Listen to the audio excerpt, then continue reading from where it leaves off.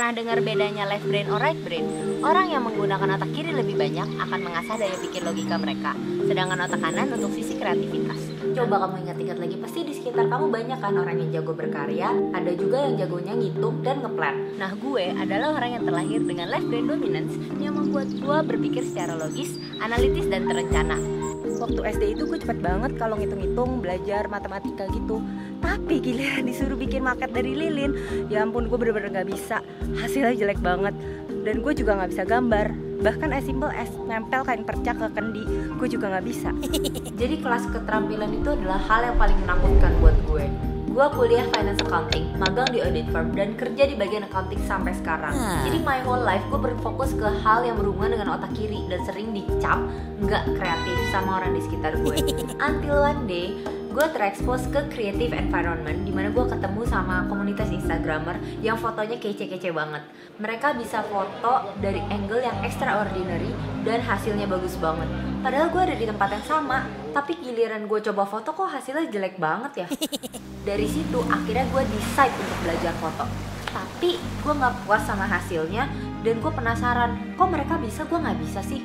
Terus akhirnya gue decide, oke, gue harus belajar foto lagi. Akhirnya gue memutuskan untuk belajar foto pas gue lagi liburan. Dan pas pulang dari liburan ternyata hasilnya sedikit lebih memuaskan dibandingkan yang sebelumnya. Dari situ tuh gue semangat belajar lagi. Your environment does influence you. Jadi semakin sering gue hangout sama mereka, gue jadi terinfluence dengan keahlian-keahlian mereka. Gue juga ikut fotografi workshop dan dapat banyak banget insight dan skill dari para pro fotografer. Tiap hal kecil yang kita pelajari gak mungkin terbuang sia-sia. Dan itu terbukti dari gue yang belajar dari nol sampai saat ini. Dari yang gak pernah kepikiran belajar fotografi sampai belajar edit video. Gue terinspirasi cowok gue yang awalnya against banget bikin video. No. Until one day dia kayak kepentok pinggir kasur terus bangun dan decided, oke, gue mau belajar video. Gue harus bikin video. Dia belajar otodidak, tapi progresnya bagus banget in 1 year. Dia juga yang push gue untuk belajar edit video, dan gue hanya bisa menatap dia dengan keraguan. Wait. Terus gimana ceritanya gue bisa produce video ini? Gue punya kamera, laptop, dan waktu. Yang sulit ditemukan hanyalah niat untuk belajar. Sama kayak halnya kita belajar subjek baru di sekolah. Kalau misalnya kita nggak suka, susah banget kan belajarnya. Tapi gue push myself untuk belajar. Karena di sekitar gue banyak banget orang-orang yang berjuang untuk hidup yang lebih baik. Yang pagi kerja malam kuliah, yang kerja untuk orang-orang di sekitarnya, yang kerja dari nol hingga sukses. Cuma dengan satu modal, determinasi. Jika mereka bisa, kenapa gue enggak? Gue believe we make our own decisions that can change our life. We shape our own life, and from there, gue decided untuk belajar video. Memulai sesuatu yang baru itu sangat tidak menyenangkan. Sama halnya kayak pas gue edit video pertama kali. Gue produksi, edit, terus gue gak puas sama hasilnya. Gue produksi lagi, edit lagi, dan gue tetap gak puas sama hasilnya. Tapi gue belajar sesuatu dari situ. Gue sadar apa yang harus diimprove untuk next stepnya. The more I try, the more I learn.